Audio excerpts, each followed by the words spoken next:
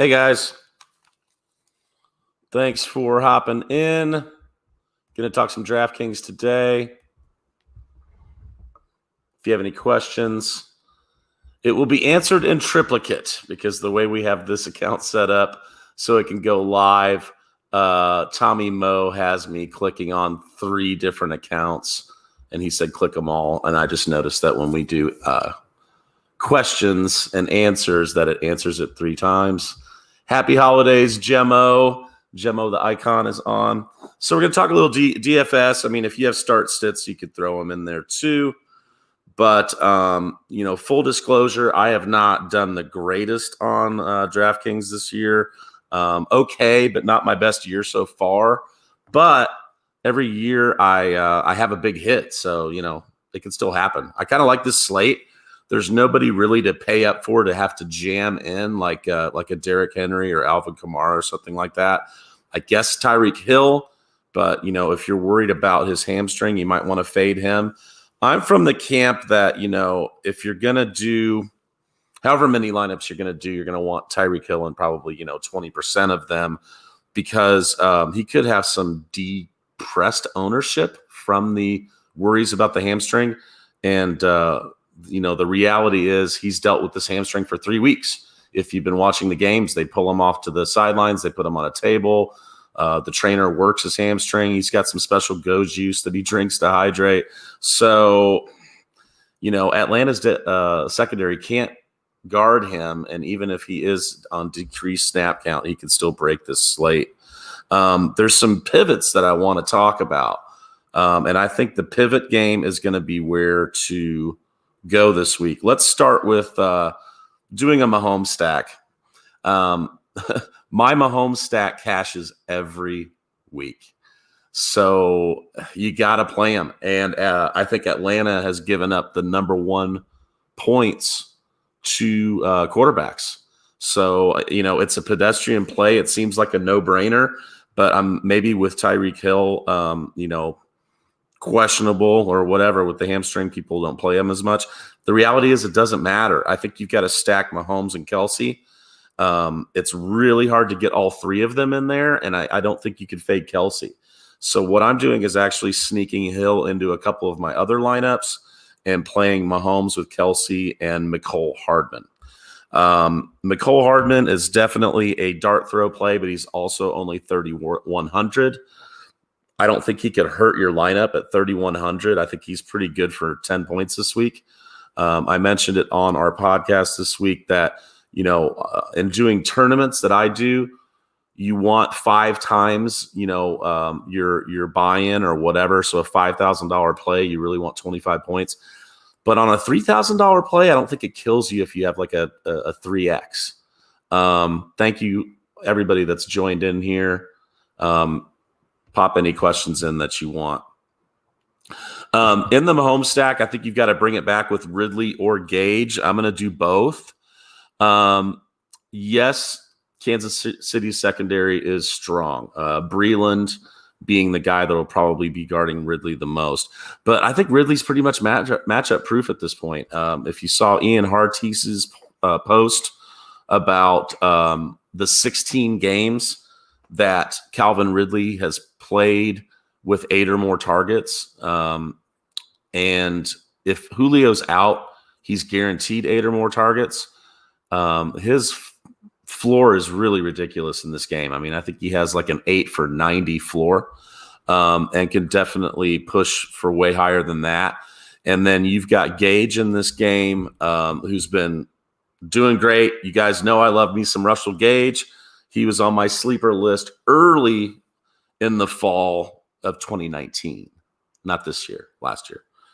So I've always liked Gage. The last 3 weeks, you've got 15, 19, 18 DraftKings points, 7, 8, 10 targets. Gotta love Gage at 5,100. I think is a great play. Let's look and see who he's matched up against one more time. He's going against L'Jarius Sneed this week. So definitely a better matchup than Calvin Ridley has. I think they're both very, very good plays. So with the Patrick Mahomes and Kelsey stack, you're spending a lot of money. and you're going to need to save some money. So we're going to play Daryl Henderson this week in that stack at 4,500. I know it's not like a real, feel good play. I know it doesn't make you feel good, but I think he will definitely get the majority of the snaps over Malcolm Brown. Coach McVay is saying that he doesn't know who the lead back's going to be. With Daryl Henderson's pass catching ability and his explosiveness, I think he will see more of the snaps.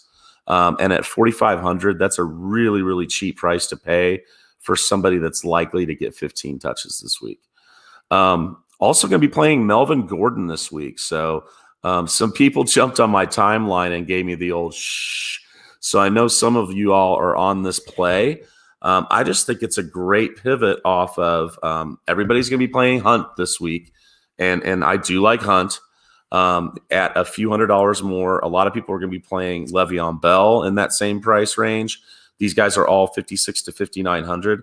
I think Gordon is a great pivot off of those two plays with Phillip Lindsay out. And the Broncos have actually in the top 3 in run rate the past 3 weeks. He quietly had 24 DraftKings points last week with 2 touchdowns, 12 the week before, 18 the week before that. He had his dud against New Orleans, and then he had 20 the week before that. So, I mean, he's got double-digit points coming for sure. It's will he get to that 20-plus point range? I think with no Lindsay, he will. I could see him getting upwards of 7 to 8 targets in this game. And the Chargers have not been as great against the run. So I think Melvin Gordon at 5,600 is a great play, especially, in this situation, we need a cheap running back for the Mahomes stack. So we're going with Mahomes and Henderson. We're going with Ridley and Gage, Travis Kelce, Nicole Hardman. I like the Seahawks this week as one of the defenses I'm playing. We'll talk about a couple of the other ones. But you've got the Seahawks last 4 weeks, 9, 9, 9, and 12 points. And the Rams have been struggling, especially against the pass rush. So the Seahawks at home, I think, are a sneaky cheap play at 2,600, especially with the pass rush that they generate and the Rams struggles and their likelihood to get around 10 points. At $2,600, 10 DraftKings points is going to be just fine for me. And then my wild card here that I'm sneaking into a few of my lineups is AJ Green. We also need another cheap play this week. With this expensive stack, you've got Brandon Allen likely to play. Last time Brandon Allen played, he threw to AJ 7 times, and he went 6 for 62 and a tutty. And AJ Green is also going against Vernon Hargreaves. This guy's bad, man. Only Carlton Davis and DJ Reed have given up more points the last 5 weeks. So he's 3rd in points allowed to wide receiver ones over the last 5 weeks. Vernon Hargreaves from Houston is not good. I mean, their whole secondary is not good. So I like AJ Green to get some run, especially with Tyler Boyd out. I don't see anybody talking about this. I don't know who's going to be 3rd in that rotation, if it's going to be Tate or Erickson or who they're putting out there, but it's going to be the AJ Green and T. Higgins show. And I see them having to throw a lot. I mean, Houston's offense is explosive. They will put up points. I could see Gio game scripted out of this game really easily and it becoming the AJ Green and T. Higgins show. Gemmo says DK lineup is set with your picks. All right. Good luck to you, man. Thanks, everybody that's been hopping in and out. We've had like 8 to 13 people in here in and out. And if you don't see it all, obviously you'll be able to go back and watch it here in a little bit. I've been really dry this morning because I hit the whiskey last night. Getting some hydration here. All right, let's talk about a few other stacks.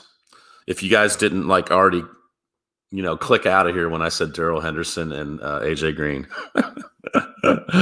Hey, we're playing tournaments, and you got to get creative in the tournaments. It's not always sexy, guys. Next one, is the obvious play, Lamar Jackson. But, at 8,000, he's got just the same upside as Mahomes does at $500 less. He's had between 27 and 37 DraftKings points the last 3 weeks. He's come back into his own. He's finding his game. He's had 3 touchdowns, either passing or on the run the last 3 weeks as well. You could stack him with Andrews or Hollywood Brown, or go naked with the running quarterbacks. You can always just go naked. The Hollywood, I'm a little worried about. He's banged up a tad, and he's going against James Bradbury from the New York Giants. Bradbury, without Saquon on the field, is the best player that the Giants have. He's probably the best corner in the league right now. Definitely, arguably, top 3. So I'm fading Brown and going with Mark Andrews with the stack. I'm not worried about running it back with anybody. I mean, if you wanted to get really creative and do 2 tight ends and do Andrews and Ingram, I guess you could with Daniel Jones coming back. But Baltimore's secondary is pretty good. You don't always have to run back these stacks, I think. We're also going with Melvin Gordon in this play. And then got to get David Montgomery into your lineups this week, guys. Shout out to Beezy from our pod and the Undroppables for calling him as a league winner a good month before the playoff starts. He didn't just, say this week 13. He said it like week 9 or 10 that this guy's schedule was great finishing up the year. And today he gets Jacksonville, who is 30th against the run. Could be another beautiful, beautiful day for David Montgomery at 7,700. I mean, let's put it this way. If Christian McCaffrey or Saquon Barkley, 4 weeks in a row, 27 to 32 points, 4 weeks in a row. If you were looking at Christian McCaffrey or Saquon Barkley putting up those numbers over the last 4 weeks, they would be 9,000, and he's 7,700. So that's a great play. The other running back play I like this week as a pivot is Chris Carson. And I like pairing a lot of these running backs with their defenses this week. Chris Carson is going to be paired with the Seahawks in this lineup, and we've seen Carson break slates. He's fully healthy. The team is more committed to the run. The Rams could get down in this game, I think, which would provide Carson with some nice fourth quarter icing ability. And just at his price right here, he's 6,400, all right? Sometimes you just got to look at price when you're looking at your pivots. Okay, a lot of people are going to be playing Antonio Gibson, and rightfully so at 6,600. A lot of people are probably going to be playing Mike Davis at 6,500. I think that at 6,400, Carson is going to be a really nice pivot, and I don't think he's going to be very high owned at all. And if he hits, you're going to have a good lineup. We're going to go with some Gallup in this lineup, and we'll be playing him later as well. I like really all of the Dallas guys today, even Cooper against Darius Slay, because Slay's been banged up. He hasn't been himself like the last 4 weeks. And Cooper's only 5,700. CD's only 5,500. But Gallup's only 4,100, guys. And I know it doesn't, feel good to play him. But at that price point, I'm all over it. You guys know that we are Gallup fans over here at the Unscripted podcast. But out of the 3, he's going against Michael Jacquet. Definitely the worst corner out of the 3 matchups for the Cowboys. So at 4,100, I like it. We're also going to play a little Jalen Reagor in this lineup. Ray Q and Michael and Stoner from the Undroppables. Stoner has convinced me to play Reagor against Dallas's horrible secondary. He got 8 targets last week and so he's gotten between 9 and 11 DraftKings points, actually in like every game he's played except for 1 recently. So he has a pretty stable floor. At 4,600, I guess, he doesn't really have the ceiling that I would like, but, he hasn't had his breakout game yet, and the secondary is bad, and I think that game could shoot. I do like his price tag at 4,600. And again, we're playing Gage in this lineup too. I mean, I'm just going to put Gage in, wherever I can. I'm doing 5 lineups this week so far. Now, I've thought about doing a Mitchell Trubisky lineup. I've thought about doing an Andy Dalton lineup for the price.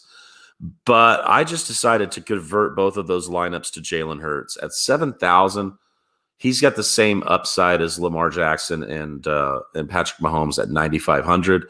And I don't think people are as secure enough to pull the trigger on him yet. He was in the Millionaire Maker lineup last week. So his price has been going up and up. It's still at 7,000. I'm in love with it. So let's talk about some variations we could do with Jalen Hurts. And not that those other plays aren't bad. I mean, the Trubisky stack could be very cheap. Allen Robinson's a great play this week. Darnell Mooney has a great matchup this week.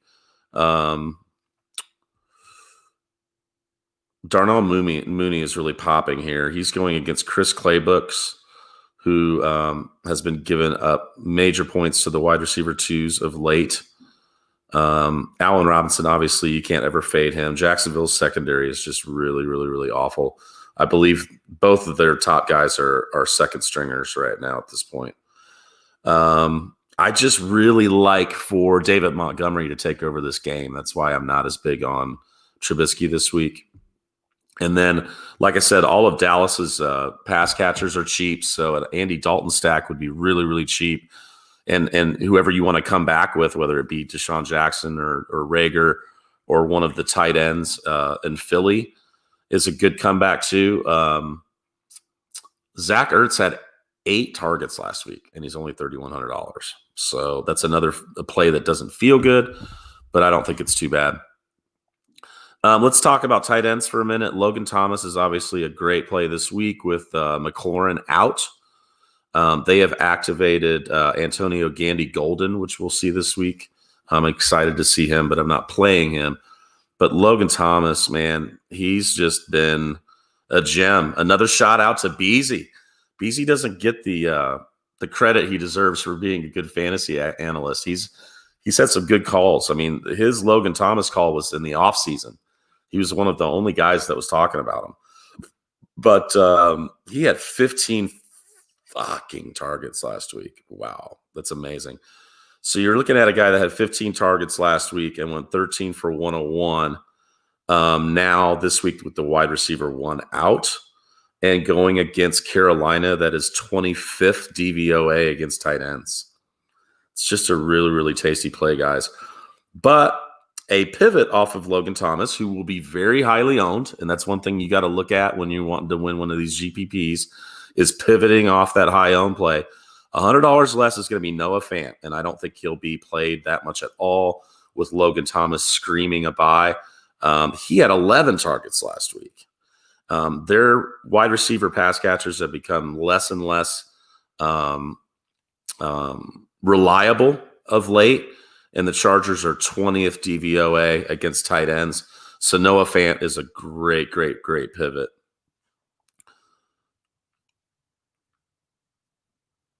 Austin Hooper. Terminator talked about this play on our podcast on Christmas Day. The Jets are giving up the most points to tight ends, and all of their wide receivers are out. I mean, this could be a play that you just put him in all your lineups and say, forget it, I'm going 100% exposure. I wouldn't be mad at that. You know, he's got a floor of 6 targets, I would say, and a floor of, 12, 13 fantasy points and high upside to hit the 20s. He could hit 20 even without a touchdown. But if he gets that touchdown, he's going to get there. I mean, they are without Donovan Peoples-Jones. They're without Jarvis Landry, Cordarrelle Hodge. Basically this week they activated Marvin Hall, who they picked up from the Lions a few weeks ago, and then a couple practice squad dudes. I tweeted about it. I can't even remember the guys' names. So it's going to be a heavy dose of Hooper and probably Kareem Hunt going out on a lot of routes. Kareem Hunt spent time during the Zoom meeting offseason in the wide receiver Zoom meetings. So he is technically the most experienced wide receiver on the field today. Gotta love that play at $5,900. But a lot of people will be playing him. That's why I like the Melvin Gordon play as well, and some of these other plays I've been talking about. I am playing Kareem Hunt in one of my Hurt stacks and another stack as well.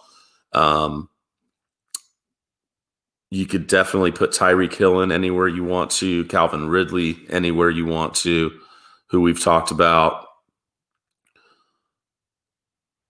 And then my boy Jonathan Taylor. So I talked about pairing the running backs with the defenses. Antonio Gibson with the Washington football team defense is a good play this week. Their front seven has just been playing out of their cleats.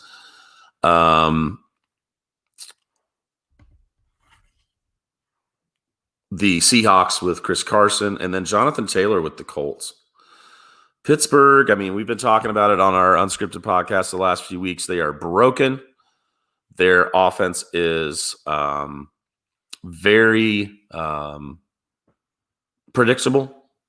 Their run defense has been decimated with the loss of all of their linebackers, and their running game is gone too.